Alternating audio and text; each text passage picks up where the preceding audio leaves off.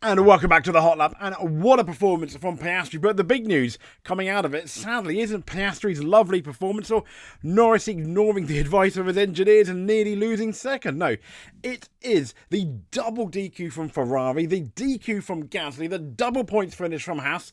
Need I say more? There's a lot to talk about. There's a lot to discuss in the Chinese Grand Prix.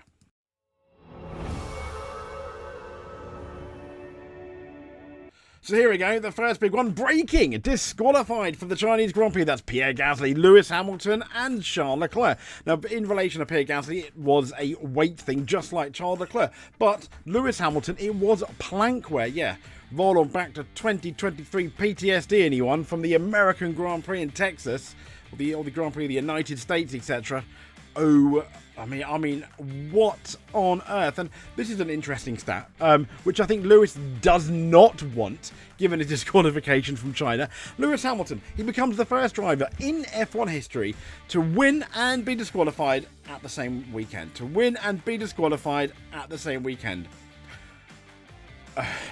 Lewis. Oh, Lewis Hamilton. Now, the statement from Ferrari in relation to this is, following the FIA post-race scrutinying, both our cars were found not to conform with the regulations for different reasons. The regulations, car 16, found to be underweight by 1 kilogram, and car 44, the rearward skid rail, was found to be 0.5 millimeters below the limit. Charles was on a one-stop strategy today, and this meant the tyre wear was high. I think George Russell, potentially, Belgium Grand Prix. Now, causing the car to be underweight. With regard to Lewis's skid wear, we misjudged the consumption by a small margin, very similar to America in 23. He said there was no intention to gain any advantage. We will learn from what happened today and make sure we don't make the same mistakes again. Clearly, it's not the way we wanted to end our Chinese Grand Prix weekend, neither for ourselves nor for the fans who support for us. Is unwavering. Unwavering? I don't know. It is Ferrari. I mean, hey, if you are a Ferrari fan, the roller coaster of being a Ferrari fan, the up and down. It's kind of like watch a Grand Prix. Let's take a SIG tablet. This is going to be a travel SIG tablet. This is going to be something exciting. I still think Ferrari obviously are going to bounce back. It would surprise. I would be very surprised if they don't win another race this year. And let's be honest, it still was taking positive from the weekend for Ferrari. Sprint race, not bad at all. Brilliant. Pierre Gasly, disqualification. Car 10 has been disqualified for a technical infringement, and Alpine have come out and said they're not going to do it. It's underweight. It's kind of like a fact. It's black and white, really, isn't it? Very much like the Ferrari. The minute that came out in the news, you knew. So this is now the Chinese Grand Prix result. It doesn't change the podium. We've got Oscar Piastri, his first win of the year. I guess he's sad he couldn't do it in Australia, but not bad. Lando Norris in second. George Russell in third. Again, a podium for George. Max Verstappen in fourth, Esteban Ocon fifth, Kimi Antonelli sixth, Alexander Albon in seventh, Ollie Behrman in eighth. Yep, quite a few people moved up because of that. Lance Stroll gets points again in ninth, and Carlos Sainz, his first Williams points in 10th. Kind of like if you remember a certain Logan Sargent after a Ferrari disqualification and Lewis Hamilton disqualification as well. Got his first points, but hopefully that's the only comparison we're going to make with Logan Sargent and Carlos Sainz. So 11th, Isaac Hadjar. 12th, Liam Lawson. He was 15th, wasn't he? 13th, Jack Doohan. 14th, Gabriele Bortoletto. 15th, Hulkenberg. 16th, Tsunoda. Charles Leclerc. Lewis Hamilton. Pierre Gasly disqualified. Fernando Alonso DNF. There we go. Surely though, Fernando Alonso would be above the people that got disqualified, maybe. I don't know. I certainly would maybe want to somehow like to think that, maybe. But yeah. But it was McLaren's race, I think, potentially to lose. This is quite interesting now. Esteban Ocon, given all these disqualifications, Esteban Ocon is now currently the highest rated Ferrari driver. He's on 10 points, Hamilton on 9th, and Leclerc on 8th. So in terms of Ferrari power, Esteban Ocon reigns supreme in that Drivers' Championship. And this is the Drivers' Championship here, where there's proof Esteban Ocon is 7th and Hamilton Leclerc 9th and 10th. Lando Norris is leading, ironically on 44 points, given Hamilton's disqualification. He didn't gain anything from Hamilton's disqualification. It's just the pure irony. That's Hamilton's number. Verstappen, I mean, with all this talk about Red Bull not being fast enough, he is still there in second, within shouting distance of Lando. Third is George Russell, again within shouting distance of Lando. Fourth is Piastri. Fifth is Kimi Antonelli on 22 points.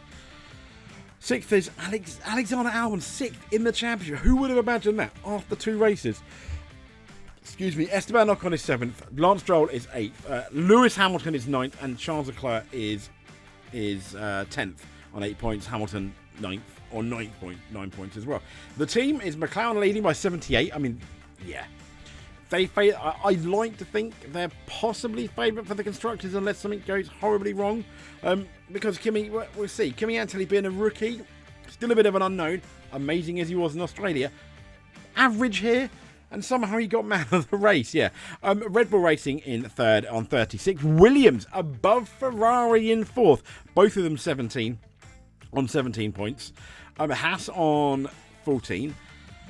Aston Martin is 7th on 10. Kick Sauber on 6th. Alpine on 0. Benoit and Alpine, we're talking about them being potentially the 5th or 6th fastest team. They are on 0. Racing Bulls 9th on 3 points. So, yeah, so Formula 1, they gave this out, and I thought this was really, really nice. This was a tribute to Eddie Jordan. The drivers and team principals gathered around the grid, surrounded by the teams and fans, to pay their respects for this legend's life. And I thought it was, look at that, everyone there. I thought it was brilliant. And they had this really nice video of Eddie Jordan, all his best moments. That's when he won in '98 at Spa. It's just so lovely. That's Frentzen winning in '99 in France. Obviously, him and Martin Brundle, Eddie Jordan on the drums, a percussion artist. Oh God, this is the later years. He decides to do the interviews, jump in. It was, for me, it was absolutely lovely. He is very much going to be missed. We did a tribute video to him the other day, if you want to have a look at it. But yeah, 1948 to 20, really, really sad. But well done to Formula. And another thing here, which I thought was interesting as well, I'd like to show. This is 2004, the first race in China. As you can see here, the background, nah. And then forward like almost 20 years, and look at that. Look at that. All the massive sky rises, etc. And decent views of the track, to be fair. Not bad at all. A lot can happen in 20 years. These are the top speeds. Hamilton 351, Leclerc 341, and that's quite significant. I mean, Hulkenberg is down there on all the threes, 333, 333. Russell on 346. The next significant guy, we've got Antonelli on 344. Verstappen on 342. Both the McLarens 341 and 339, suggesting that they had a bit more downforce, perhaps. Yes, Ferrari are a slightly different engine. The next highest Ferrari engine, though, was Ocon and Bowman on 346 and 345, which are quite up there as well, which is interesting to say the least. But there was a double podium from McLaren, P1, P2, well done Oscar Piastri, a nice controlled race. It did feel at times that maybe Lando Norris had the pace to catch him. Catching is one thing, as Murray Walker would say, passing is very much another. So I think Piastri had it handled all the way. It was just Lando Norris again. I mean, Russia 2021 vibes. Norris not listening to his radio, to his, over the radio, to his race engineer saying, yeah, you might want to watch that pedal. And he's like, nah, I know better. No, you didn't though, did you, Lando? Because George Russell, another lap, and George Russell would have got you. A bit silly, really, there from Lando, I think. But, well, a 1-2, nicely done. Yes, and it was their 50th P1 and P2 in history. Well done. McLaren's 50th, first and second. Wow. I mean, yeah, that is absolutely amazing. And there's Oscar Piastri, which what I think is I don't know if they had this trophy last year, but what a lovely trophy. I think it looks amazing. Australia is also one of my favourite trophies as well. So this is Kimi Antonelli getting driver of the race, okay? Initially it was start at 8th, finish 8th. What? I can think of two drivers who deserve driver of the race over Kimi Antonelli. Yes, it is voted by the public, but it's going to be Oscar Piastri performance. chef's kiss. And also Oliver Behrman's performance in the second half of the race. Double chef's kiss. Simply because he did some moves, didn't he, Ollie Behrman? And I mean, Ferrari have got to be really happy with the way this kid's going, because if all these rumours are true, in a couple of years, when Hamilton does retire, at the moment, based on 2 races, which we can't really do that much, it's looking not too bad at all, is it? And double points finish for Haas. Well done, Esteban Ocon and Ollie Behrman.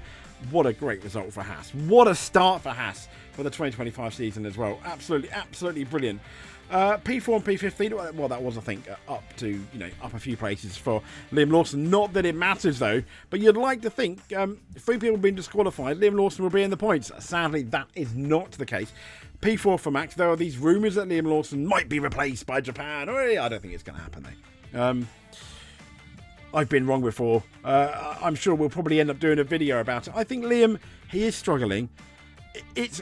The longer this goes on, the more and more obvious it is that Max Verstappen's car is made for Max Verstappen. As we said the other day, Max Verstappen is the guy. Why wouldn't you? You'd make it for the driver that can drive it the fastest. Why not? It makes sense.